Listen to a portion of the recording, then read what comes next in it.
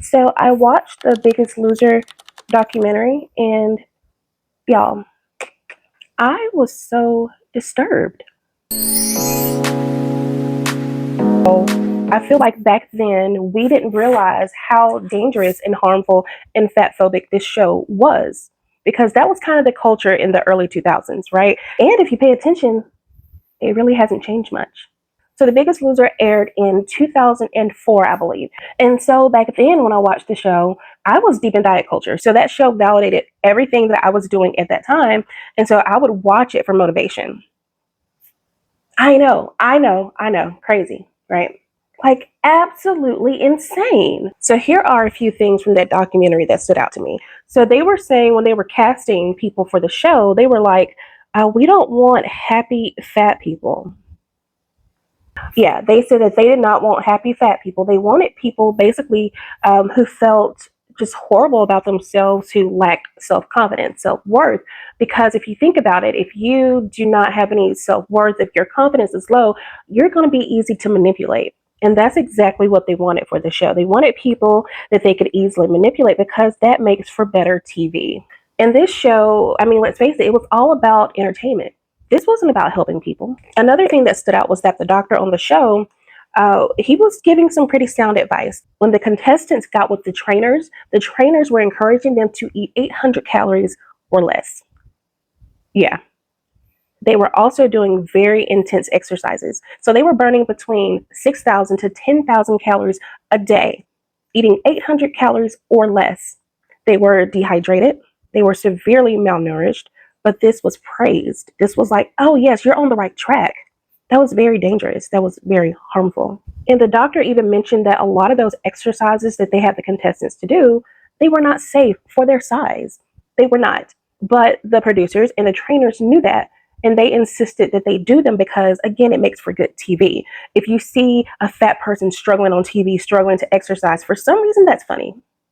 For some reason, that's funny to people. So, again, it makes for good TV. The contestants were bullied. They were degraded.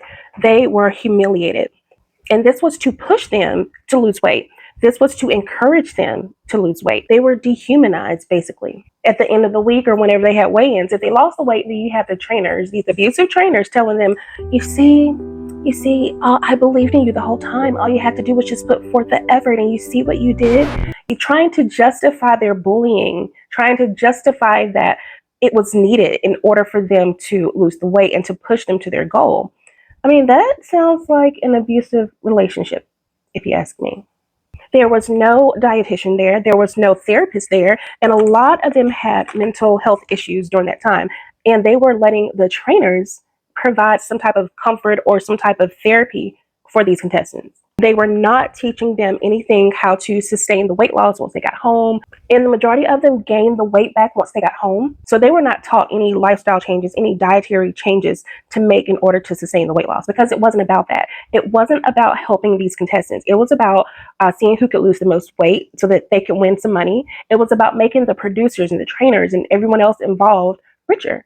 It wasn't about helping people. It was about making fun of fat people. And then when a lot of them came back home, they suffered from eating disorders, from mental health issues, trauma. All of these things were developed while they were there during their stay at the Biggest Loser camp. But for some reason, society continues to believe that if you bully and harass fat people enough, they will make positive changes that they can sustain long term. And as we can see, that is further from the truth. They were not treated with respect. And you know why? Because most people feel that people in larger bodies are not deserving of respect because they caused it on their own. It's their own fault. So as a result, society thinks that it's okay to treat people in larger bodies that way. And that's not okay. And then people always say, well, we're doing it because we care about your health. And that's what they were saying on the show. We're doing it and we're saying this because we care about you. When I was younger and I lost a lot of weight back in high school, I was praised when I was smaller. When I lost that weight, I was praised. I was like, oh my gosh, you look so good. But that was probably the unhealthiest that I was in my entire life. Mental health issues, anxiety, struggled with body dysmorphia, a damaged relationship with food. Like, it was not a healthy moment in my life, but everyone else thought that it was because I was smaller, because that's all that matters. And that's why body positivity is so important. And people always think that body positivity is about promoting obesity, which is crazy. It's about humanity. It's about saying that all bodies deserve respect, deserve proper health care, deserve dignity. That's what it's about. But unfortunately, we live in a society that says it's okay to dehumanize people in larger bodies. It's okay to treat them like they are less than. So here's the rationale. This is what makes it so messed up. So if you treat people in larger bodies with respect, then you're contributing to the problem. You're contributing to obesity. And if you treat them with respect and you treat them like they're human, then chances are they may not do anything about it. It's going to be more fat people in the world. And we all know that that is just horrible. So as a result, society has made it okay for people to dehumanize and for people to disrespect people in larger bodies. Because in their sick and twisted mind, it's like, well, if I treat them with a lack of respect, if I make them so uncomfortable, maybe, just maybe, they will get tired of it and lose the weight, which will make society happier. And of course, it should make them happier. Like, and I just wish that I could say that things are so much different now, right? I wish that I can say, oh, that was back in 2004 and we have progressed so much and we no longer deal with any of that. But it's still happening and it's still very relevant, which is really sad. I mean, like, what's so hard about treating all people with respect, treating all bodies with respect? Like, what's so hard about that? Why can't we just do that?